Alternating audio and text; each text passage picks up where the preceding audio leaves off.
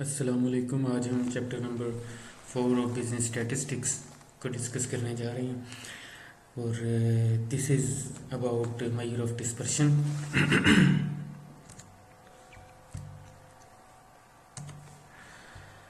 Basically पहले हम ये देखते हैं कि व्हाट इज़ अ डिस्पर्शन। इससे पहले अगर आपको याद हो तो हमने मेजर्स ऑफ लोकेशन या मेजर्स ऑफ सेंट्रल टेंडेंसीज के बारे में पढ़ा था, जो कि असल में डाटा की सेंट्रल वैल्यू या एवरेज कैलकुलेशन से रिलेटेड है, यानी एक वैल्यू जो पूरे डाटा को रिप्रेजेंट करती है। आज हम जो कंसेप्ट पढ़ने जा रहे हैं वो है डिस्पर्शन का, और ये बेसिकली डाटा की वेरिएशन को मेजर करने का नाम है। मेजर ऑफ डिस्पर्शन से मुराद ये है कि हम डाटा में जो वेरिएशन है, उतार चढ़ाव है या डाटा का फैलाव है, उसको मेजर करते हैं। तो बेसिकली डाटा की जो नेचर होती है, क्योंकि आप जानते हैं कि उसमें हम स्टैट्स में ज़्यादा डिस्कस करते हैं कि हम वेरिएबल्स को यूज़ करते हैं फॉर ओवर एनालिसिस। तो वेरिएबल से मुराद ये है कि वेरी करने वाली चीज़। तो डाटा में वेरिएशन होती है, वेरिएबल होते हैं, तो वो वेरिएबल किस हद तक फैले हुए होते हैं, इसको हम डिस्पर्शन के कॉन्टेक्स्ट में डिस्कस करते हैं। For example, like data of a variable is ranging from minimum value to maximum value, like the data of the marks of your class in secondary school examination. तो इस particular situation में या example में है कि आप सब पूरी क्लास के अगर हम एफएससी के मार्क्स लें तो सबके मार्क्स मुख्तलिफ होंगे। हो सकता है कुछ इक्का दुक्का लोग ऐसे हों जिनके मार्क्स सेम हों, लेकिन मेजोरिटी में मार्क्स डिफरेंट होंगे, right.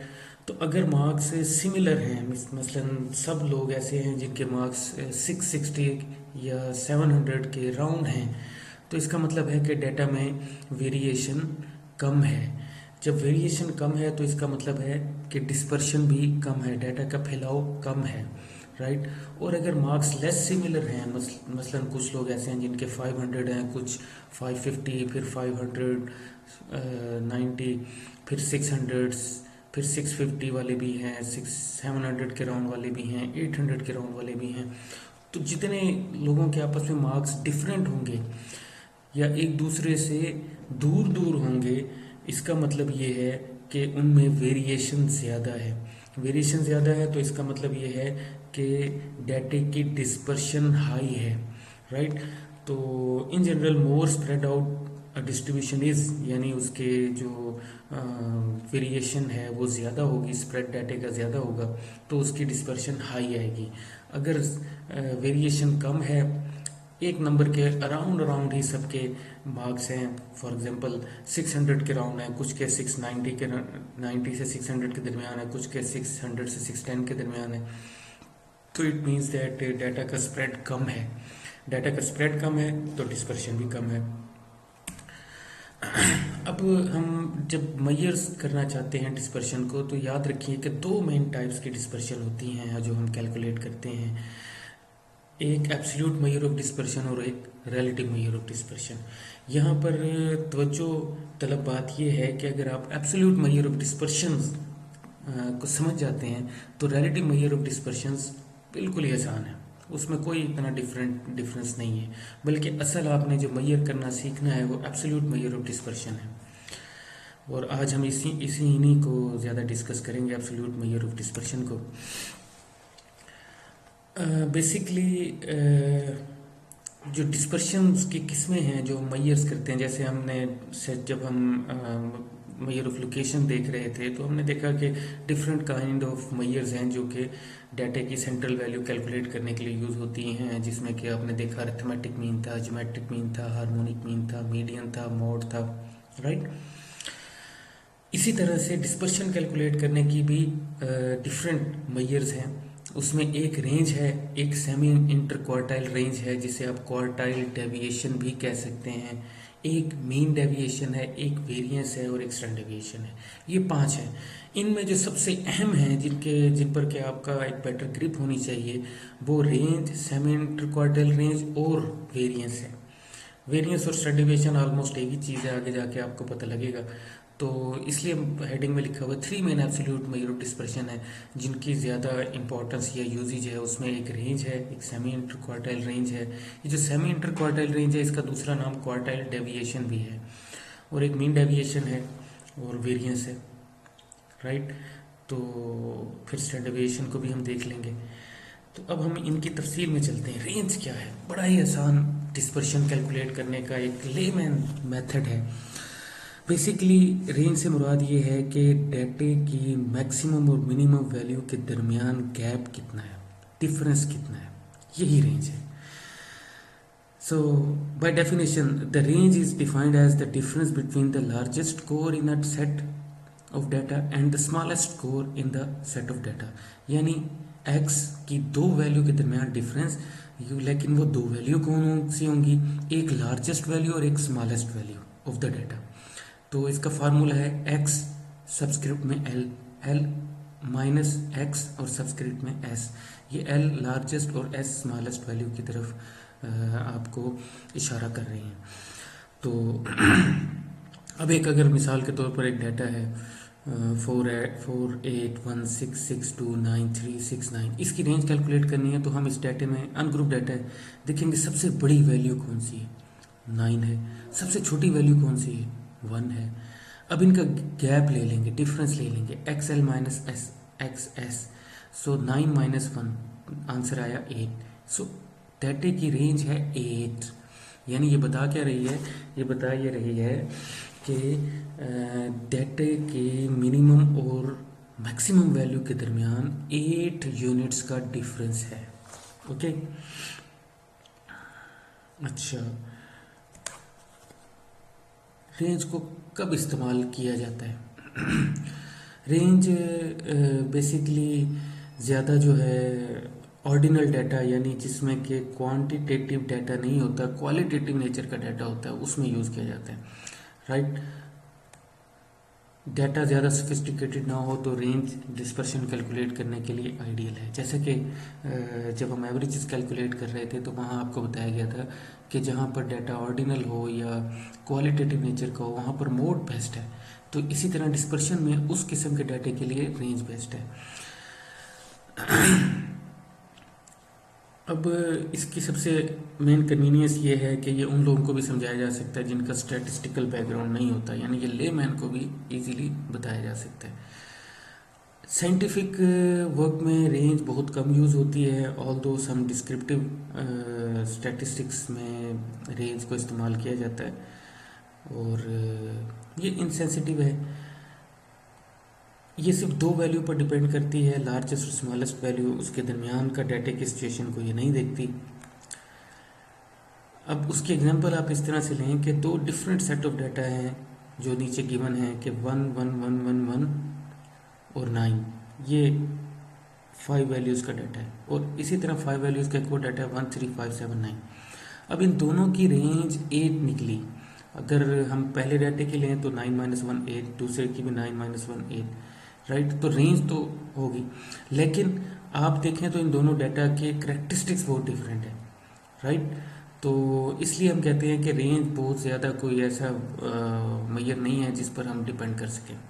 Okay, second, semi inter quartile range, या जिसे आपकी बुक में क्वार्टाइल डेविएशन के तौर पर बताया गया है, उसकी तरफ चलते हैं। सेमी इंटर क्वार्टाइल रेंज समझने से पहले आपको क्वार्टाइल्स को रिमाइंड करना होगा जो पिछले चैप्टर में आपने देखे थे, Q1, Q2, Q3, यानी क्वार्टाइल जो डाटे को 4 इक्वल पार्ट्स में डिवाइड करते हैं, वो मेजर्स होती हैं। तो उसमें एक फर्स्ट क्वार्टाइल होता है जो कि 25% ऑफ डाटा के बाद कि हमें एक मेजर दे रहा होता है कि यहाँ तक 25% डाटा हो गया। फिर सेकंड क्वार्टाइल जो 50% डाटे का बता रहा होता है, यही मीडियन भी होता है डाटे का। फिर थर्ड क्वार्टाइल जो 75% ऑफ डाटे का बता रहा होता है कि यहाँ तक 75% ऑफ डाटा हो गया, Q3, राइट। तो अब basically semi inter quartile range असल में क्या है कि Q3 minus Q1 divided by 2, right. तो इसको हम अगर बाय डेफिनेशन देखें तो सेमी इंटर क्वार्टाइल रेंज और quartile deviation is defined as the difference of the first and third quartile divide by 2, ठीक है। तो अच्छा, एक यहाँ पर एक और चीज़ का मैं इशारा करता चलूँ कि अगर डिफरेंस को हाफ कर रहे हैं हम, डिफरेंस को हाफ कर रहे हैं, Q3 और Q1 के डिफरेंस को हाफ कर रहे हैं, तो ये मत समझिएगा कि ये आपको कोई मीडियन की वैल्यू देगा, नहीं, ये बेसिकली डिफरेंस को डिवाइड किया जा रहा है, right. So Q3 minus Q1 divide by 2 जो है 7 इंटर क्वार्टाइल रेंज का फार्मूला भी है। तो फर्स्ट क्वार्टाइल जो है वो 25th परसेंटाइल यानी 25% ऑफ डाटा के बाद आता है। थर्ड क्वार्टाइल 75th परसेंटाइल या Q3 जो है वो 75% ऑफ डाटा के बाद आता है, और इसका फार्मूला है Q3 minus Q1 and the difference is divide by 2। Seven inter quartile range को कब यूज़ किया जाए? Basically seven inter quartile range को उस वक्त ज़्यादा यूज़ किया जाए जब डाटा जो है वो स्क्यूड होता है, यानी उसकी किसी एक साइड पर हाईएस्ट वैल्यू या लोएस्ट वैल्यूज़ की तरफ कंसंट्रेशन ज़्यादा होती है, राइट। तो ऐसे डाटा को हम स्क्यूड कहते हैं, पॉजिटिवली स्क्यूड होता है या नेगेटिवली स्क्यूड होता है।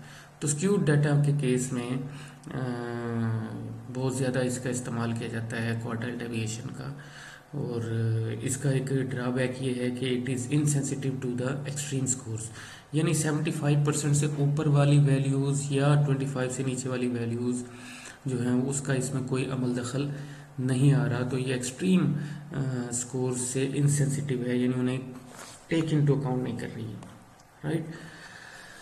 उसके बाद है mean deviation, it is least used basically and further ये कि it is defined as an average of modulus value of deviation from mean, यानी कि इसका अगर हम फार्मूला भी देखें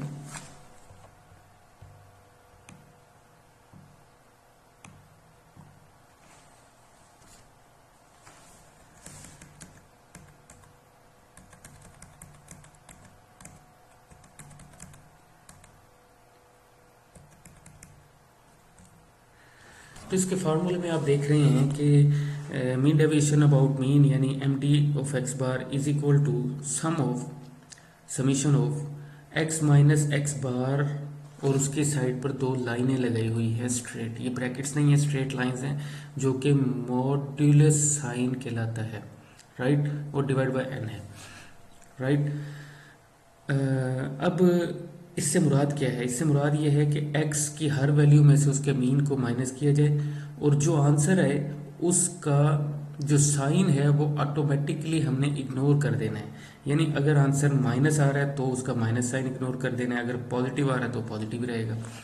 तो इस काम को हम कहते हैं एब्सोल्यूट वैल्यू लेना, राइट, यानी x की हर वैल्यू में से x बार को माइनस किया और जो उसका साइन आ रहा है उसे इग्नोर कर दिया, और उसको फिर सम करके n से डिवाइड कर दिया, अनग्रुप डाटा में मीन डेविएशन अबाउट मीन ऐसे निकलेगा, राइट।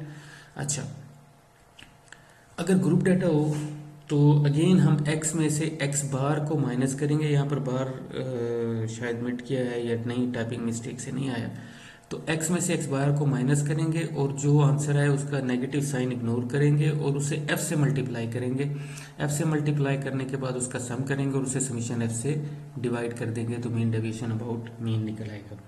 यही मीन डेविएशन आप मीडियन के अबाउट भी निकाल सकते हैं, उसमें फार्मूला ये है जहाँ मीन इस्तेमाल हो रहा है वहाँ पर मीडियन को यूज़ किया जाएगा, जैसे कि इन फार्मूलाज में आपको नज़र भी आ रहा है कि x माइनस एक्स चिल्डा यानी जो मीडियन का साइन है वो, तो गोया कि अगर आपने मीन डेविएशन कैलकुलेट करनी है तो उससे पहले आपको मीन या मीडियन निकाला हुआ होना चाहिए, फिर ही आप कैलकुलेट कर सकते हैं। गोया कि अगर आपको मीन डेविएशन अबाउट मीन निकालना है या मीन डेविएशन अबाउट मीडियन निकालना है तो सबसे पहली चीज़ ये है कि आपको ये वाली एवरेजेस कैलकुलेट करनी है, फिर उनकी डेविएशन अबाउट डाटा कैलकुलेट करनी है।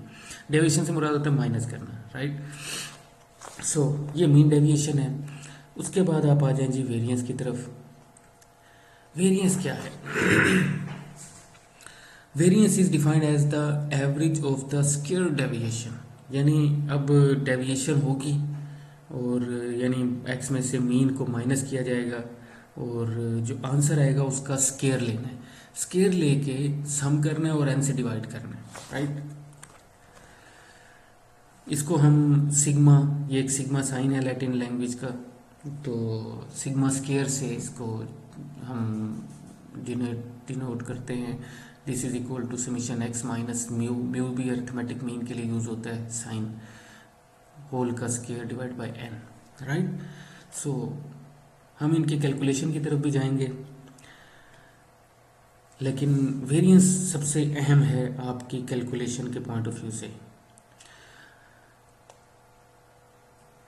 वेरिएंस के फार्मूला हमें बताता क्या है। First it says that to subtract the mean from each score, हर वैल्यू में से उसका मीन माइनस कर दिया जाए, डाटा का जो मीन है वो हर वैल्यू से माइनस किया जाए। इस डिफरेंस को हम डेविएट या डेविएशन स्कोर कहते हैं। उसके बाद डेविएशन जो आपने कैलकुलेट की है, ये आपको ये बता रही है कि कोई भी वैल्यू अपने मीन से कितनी दूर है, राइट। और then deviate is measure of dispersion for a given score. एक स्कोर का डेविएशन अगर उसे हम एवरेज कर लेते हैं तो हमारी वेरिएंस निकल आती है, राइट। अच्छा याद रखिए, हम सिंपली डेविएशन नहीं लेंगे, उसका स्केयर ज़रूर करेंगे, राइट। तो ये एक गलत जो फार्मूला है जिसकी आपको बताया गया है कि why can't we simply take the average of the deviate, हम एवरेज ऑफ द डेविएट्स क्यों नहीं ले सकते। याद रखिए अरिथमेटिक मीन, जब भी आप किसी डाटे के अरिथमेटिक मीन को उस डाटे की वैल्यू से माइनस करेंगे तो आंसर उसके सम का जीरो ऑटोमेटिकली हो जाएगा। तो zero divide by n is equal to zero, तो आंसर नहीं आएगा आपका, जीरो आंसर आएगा। सो हमने डेविएशन को स्केयर ही इसलिए किया कि हम आंसर लेना चाहते हैं, जीरो नहीं लेना चाहते, right.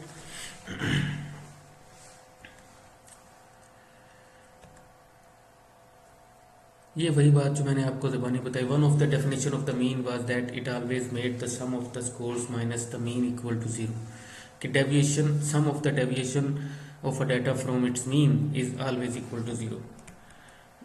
Thus, the average of the deviates must be 0 since the sum of the deviates must be equal to 0.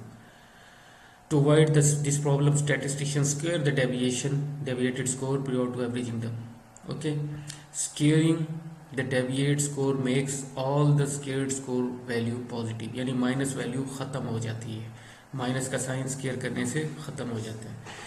उसके बाद स्टैंडर्ड डेविएशन है। Standard deviation is basically square root of variance. तो अगर आप वेरिएंस कैलकुलेट करना जानते हैं तो स्टैंडर्ड डेविएशन भी कैलकुलेट हो जाएगी, राइट। और कैसे होगी, बेसिकली आपने वेरिएंस ही कैलकुलेट करना और उसका स्क्वायर रूट लेना है, तो वो स्टैंडर्ड डेविएशन होगी। When the deviate scores are squared in variance then unit of the measure is squared as well. If the people's weights are measured in pounds, then the variance of the weights would be expressed in pound square, right. So अगर आप इस मैयर के unit को scares इससे ख़त्म करना चाहते हैं तो आप स्टैंडर्ड डेविएशन की तरफ जाते हैं। Since squared units of measure are often awkward to deal with, the squared root of variance is often used instead, and this square root of variance is called standard deviation. Okay, standard deviation is equal to square root of variance and variance is equal to standard deviation का square, right. अब हम चलते हैं इनकी calculation की तरफ। सबसे पहले हम एक डाटा सेट उठाते हैं और ये एक अनग्रुप डाटा है, राइट। इसकी अगर हम रेंज कैलकुलेट करना चाहते हैं, रेंज से स्टार्ट करते हैं, रेंज कैलकुलेट करना चाहते हैं, तो सबसे पहले हमें ये देखना है कि इस डाटे में मैक्सिमम वैल्यू क्या है। ये डाटा चूंकि ऑलरेडी असेंडिंग ऑर्डर में है तो इसमें मैक्सिमम वैल्यू 60 है और मिनिमम वैल्यू 13 है। तो आपकी जो रेंज होगी that would be equal to 60 minus 13, it is 47। Okay, अच्छा अब अगर आप ग्रुप डाटा के लिए रेंज कैलकुलेट करना चाहते हैं, अगर ये आपके पास एक डाटा है जिसमें class limits 5 to 10, 11 to 16, 17 to 22 ये सारे गिवन हैं, तो आप इसकी अगर रेंज कैलकुलेट करना चाहते हैं तो आप इसकी हाईएस्ट क्लास की हाईएस्ट क्लास लिमिट से लोएस्ट क्लास की लोएस्ट क्लास लिमिट को माइनस कर दें, right. That would be equal to 46 minus 5, answer आएगा 41। This is the range. Okay, अच्छा, अब आ जाएं आप इसी अनग्रुप डाटा के ऊपर कि हम इसमें अगर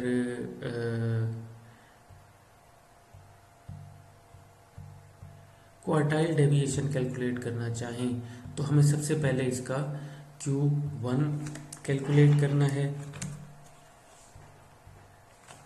उसके बाद Q3 कैलकुलेट करना है। अच्छा, अब ये टोटल वैल्यूज़ कितनी हैं? ये वैल्यूज़ बेसिकली 15 हैं, तो 15 डिवाइडेड बाय 4, 3.75 वैल्यू जो है ना इस डाटे की, वो हमारा Q1 होगा। अब ये हमारी फर्स्ट वैल्यू है, सेकंड, थर्ड वैल्यू हमारी जो है ना वो है 22 थर्ड वैल्यू है, और फोर्थ वैल्यू हमारी है 25। तो हम क्या करेंगे, हम बेसिकली Q1 की एक्यूरेसी लेने के लिए 22 प्लस 0.75 मल्टीप्लाई बाय 25, जो कि आपकी फोर्थ वैल्यू है 40।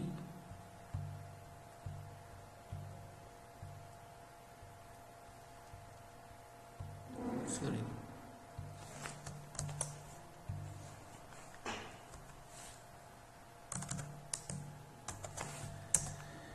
24.25 आपका Q1 आया। ये 3.75 वैल्यू थी, तो थर्ड वैल्यू हमारी 22 है, और जो नेक्स्ट वैल्यू फिफ्थ वैल्यू है दैट इज़ 25।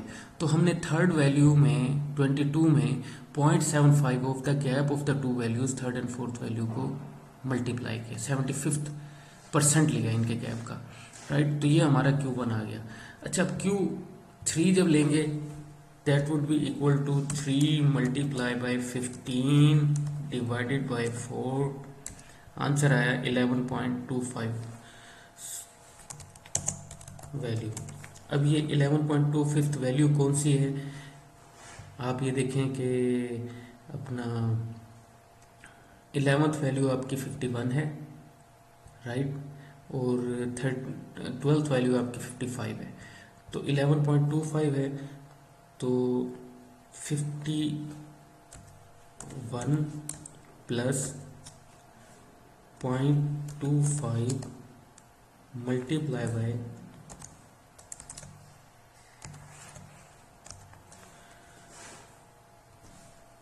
55 माइनस 51, ये आपका आया 52। सो Q1 आपका 24.25 और Q3 आपका 52 है। तो अब इसका क्वार्टाइल डेविएशन या semi inter quartile range would be equal to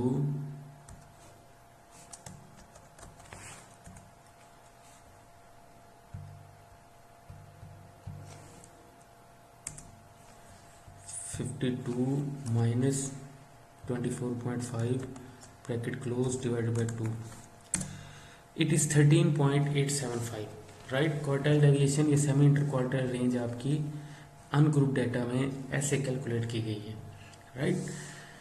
तो ये अनग्रुप डाटा के लिए था। ग्रुप डाटा के लिए अगर आपने क्वार्टाइल डेविएशन कैलकुलेट करनी है तो सबसे पहले तो आपको क्लास लिमिट्स को क्लास बाउंड्रीज में कन्वर्ट करना होगा। तो मैं यहाँ पर क्लास बाउंड्रीज कैलकुलेट कर रहा हूँ। ये दोनों कॉलम को मैं सेम कैप्शन दे रहा हूँ मर्ज करके, क्योंकि मैं एक सेल में लोअर क्लास बाउंड्री का वर्क करूँगा और अगले सेल में हायर क्लास बाउंड्री का। यहाँ पर आप देख रहे हैं कि 10 आपकी फर्स्ट क्लास की अपर क्लास बाउंड्री और 11 नेक्स्ट क्लास की लोअर क्लास बाउंड्री, इनके दरमियान डिफरेंस 1 का है। 1 को हम 2 से डिवाइड करेंगे, 0.5 आएगा। अब 0.5 आपने हर लोअर क्लास बाउंड्री से माइनस करना है, यानी 5 माइनस 0.5।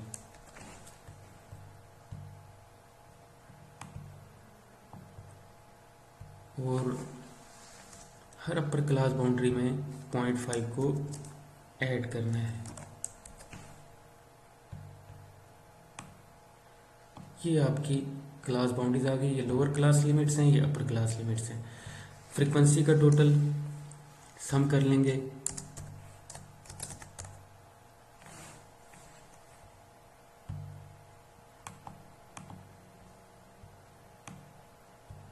फ्रीक्वेंसी के टेबल का टोटल किया, इट इज़ 100।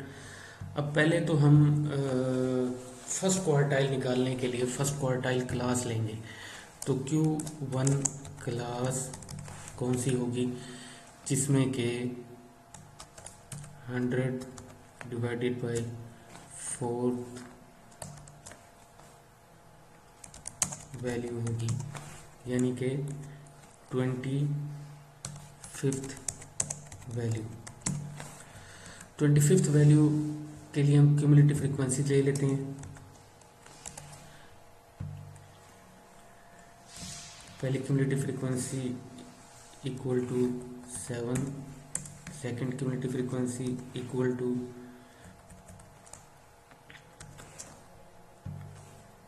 ये, और third cumulative frequency equal to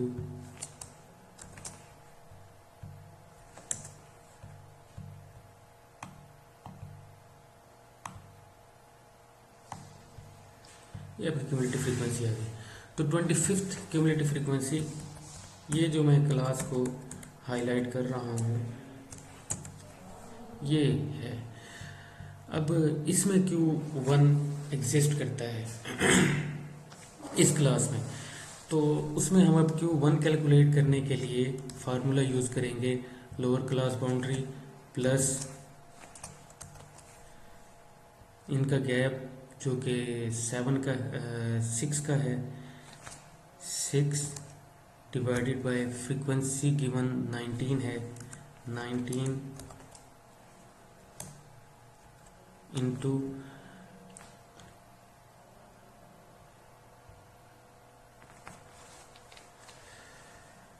जो हमारा आंसर है वो 25 आया, यानी n/4 minus preceding cumulative frequency 21 है।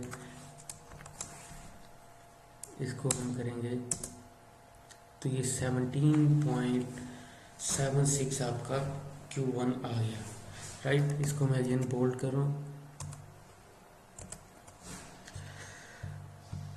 Q3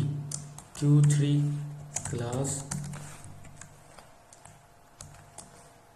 3 इंटू 100 समीशन एफ है डिवाइडेड बाय 4,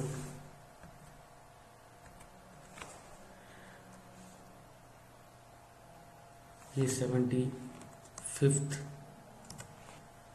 वैल्यू इसकी कैलकुलेशन है। अब हमने अगेन फार्मूला पुट करना है। 75th जो आपकी क्यूमुलेटिव फ्रीक्वेंसी है वो इस क्लास में आ रही है, इसे मैं पहले तो बोल्ड कर देता हूँ।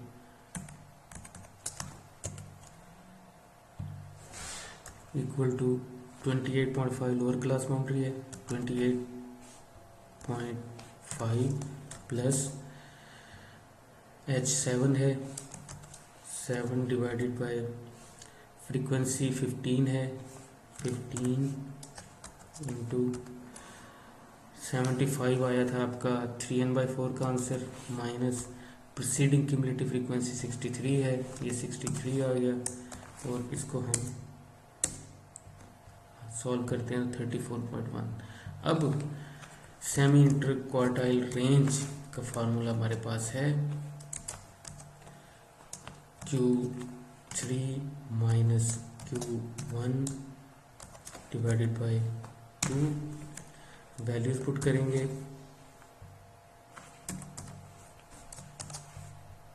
Q3 minus Q1 bracket close divided by 2। The answer is 8.168, right. ये आपका सेमी इंटर क्वार्टाइल रेंज है for this group data. Okay, हमने सेमी क्वार्टर रेंज या क्वार्टाइल डेविएशन को ग्रुप डाटा के लिए भी कैलकुलेट किया, अनग्रुप डाटा के लिए भी कैलकुलेट किया। नाउ अब हम ये करते हैं कि अनग्रुप डाटा के लिए मीन डेविएशन को कैलकुलेट करते हैं।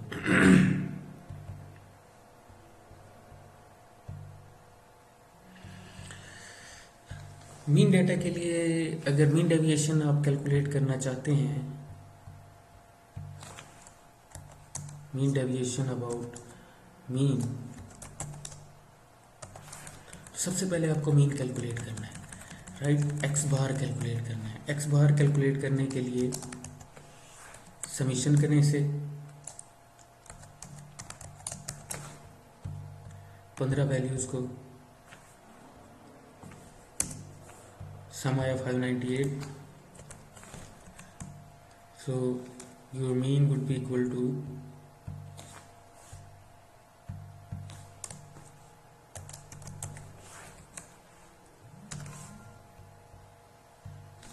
divided by 15, this is your mean। अब आपने x माइनस एक्स बार या मीन कैलकुलेट करना है, that is equal to this minus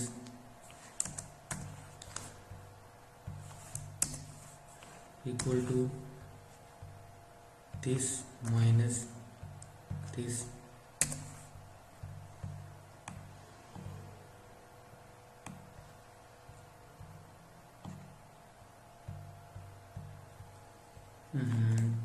sorry,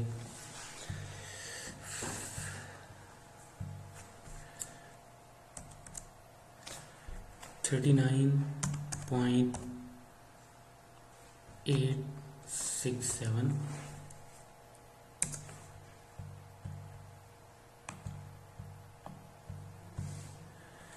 अच्छा, अब इसका मीन डेविएशन के लिए इसको एब्सोल्यूट भी करना है, राइट। सो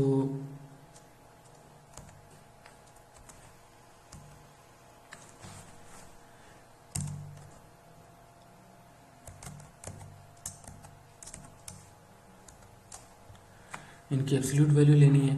एब्सोल्यूट वैल्यू से क्या मुराद है कि इनका नेगेटिव साइन इग्नोर करना है। तो नेगेटिव साइन इग्नोर करके आपने लिखते चले जाना है, राइट।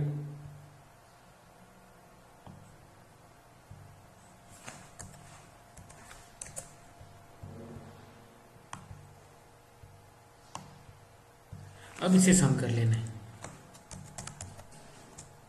अनग्रुप डाटा के लिए कर रहे हैं, फ्रीक्वेंसी नहीं है, वरना हमारा काम थोड़ा बढ़ जाता। ये इसका सम आ गया। अब मीन डेविएशन जो आपका फार्मूला है, that is sum of the deviated data from mean divide by N. So वो आपका 188.133 आ गया, that is equal to this divided by 15। ये आपका mean deviation about mean calculate हो गया। ओके। अच्छा, अगर आप ग्रुप डाटा के लिए मीन डेविएशन कैलकुलेट करना चाहते हैं तो उसके लिए पहले आपको मीन निकालने के लिए एक्स चाहिए। एक्स कैसे कैलकुलेट होगा, दोनों क्लासेस को जमा करें, राइट, 4 डिवाइडेड बाय 2 करें,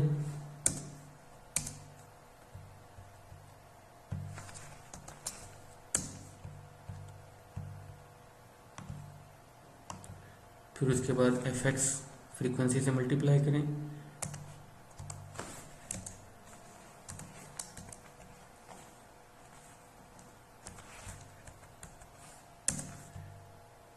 और फिर इसे सम करें।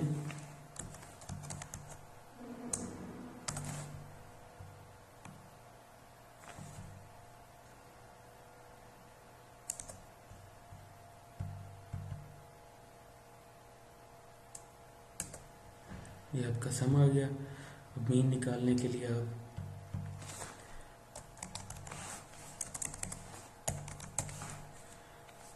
इस सम को डिवाइड करें फ्रीक्वेंसी के टोटल से, जो कि 100 है, तो वो आपका आंसर निकला 25.5। अब आपने क्या करना है, अब आपने करना है कि x की हर वैल्यू में से मीन को माइनस करना है। Okay, equal to x minus 25.5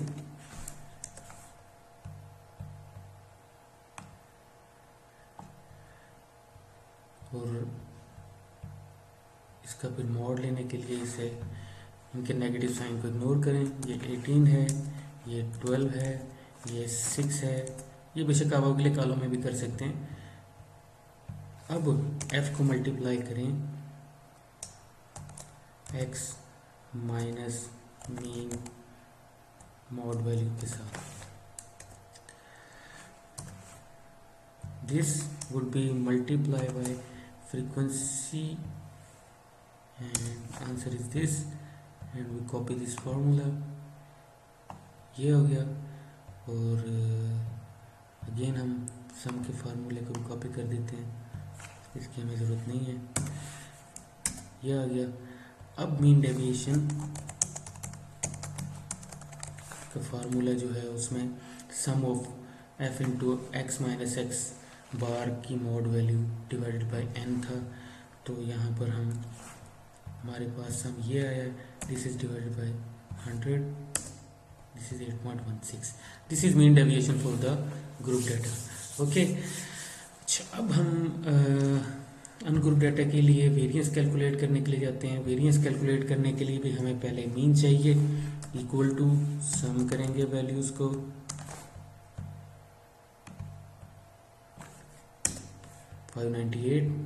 and mean would be equal to 598 divided by 15, 39.867।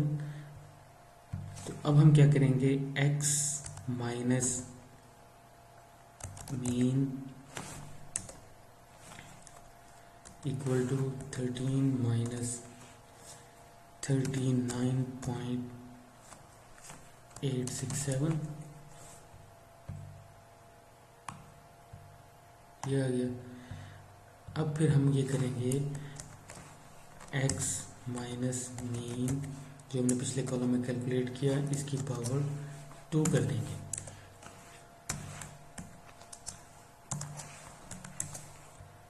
Right, और तमाम का स्केयर ले लेंगे। स्केयर ले लिया, इसके बाद इसे सम कर देंगे।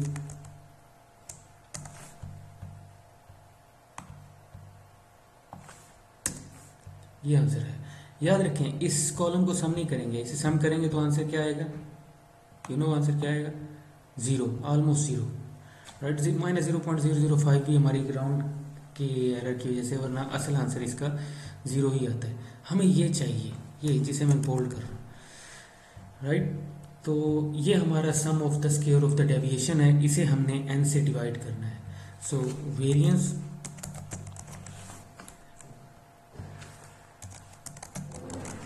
would be equal to this divided by 15। Answer है 220। अगर मैंने स्टैंडर्ड डेविएशन निकालना हो, this would be equal to square root of variance. ये आंसर है 14.86। ओके, सो अनग्रुप डाटा के लिए स्टैंडर्ड डेविएशन या वेरिएंस निकालने का तरीका आपने देखा, फार्मूलाज आपको स्लाइड्स में दिखाए गए हैं। अब हम आगे चलते हैं। ग्रुप डाटा के लिए हम वेरिएंस कैसे कैलकुलेट करेंगे। अगेन सबसे पहले आपको मीन निकालना है। मीन निकालने के लिए x चाहिए होगा, तो x कैलकुलेट करने के लिए आप दोनों क्लासेस, अपर क्लास और लोअर क्लास लिमिट्स को ऐड करें और डिवाइड बाय 2 करें। So this will give you mid points या x। ये तमाम क्लासेस के निकल आए। अब आप एफ एक्स कैलकुलेट करें, this would be equal to X multiply by respective frequency. इसको आपने कॉपी किया, एफ एक्स आ गया, इसको सम किया,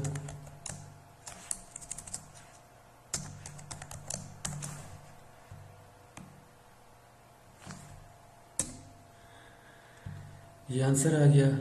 तो मीन आपका would be equal to summation F X जो कि 22 से 50 है डिवाइडेड बाई समीशन एफ जो कि 100 है।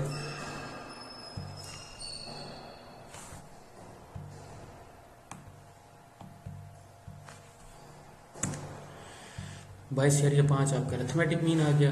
अब ये जो अर्थमेटिक मीन है इसे हम x की हर वैल्यू में से माइनस करेंगे। This is equal to 7.5 minus 25.5 minus 18 and for all values it is this. अब हम क्या करेंगे, हम इसका स्केयर करेंगे, राइट, यानी x minus mean raise to power 2 this is equal to,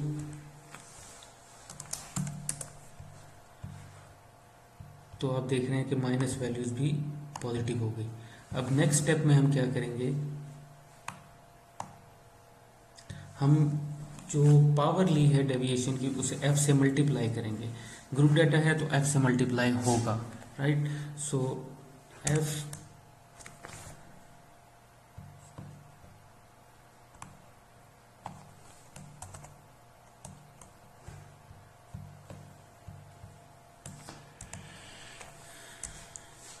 it is equal to this multiply by given frequency जो कि इस टेबल में है।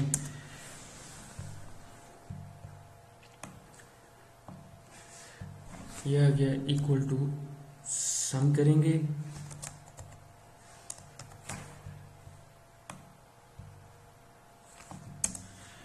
ये वैल्यू आ गई। So variance would be equal to this divided by this, the answer is 102. Standard deviation would be equal to SQRT square root of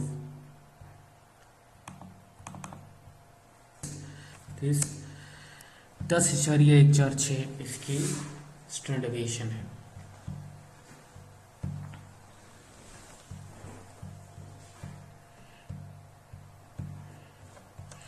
this is all from the numerical work. इसके बाद आप questions करेंगे book से और उसमें कोई मसला होगा तो हम उसे देख लेंगे, राइट।